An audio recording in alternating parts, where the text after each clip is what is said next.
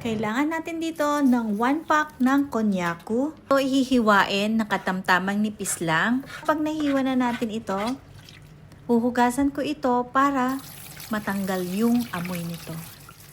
Medyo mabaho kasi ito at parang amoy isda.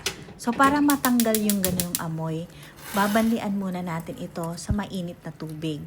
Then kapag nabanlian na natin ito ng mainit na tubig, then ready na natin ilagay sa ating frying pan. Isunod na rin natin ilagay yung 1 pack ng gubo at carrots. Bali 250 grams yung 1 pack nito. Lagay tayo dito ng 1 teaspoon ng dashi powder.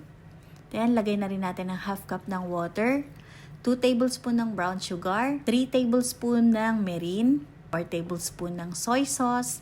Haluin lang natin ito mabuti. Tatakpan muna natin ito. After 3 minutes, ito i-check na natin.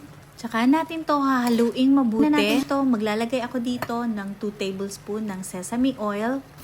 Malalaman nyo kung malapit na itong maluto kapag ganito na, malapit na itong matuyo. Pwede na natin isunod yung ating sesame seeds. Then, tsaka natin to hahaluin mabuti.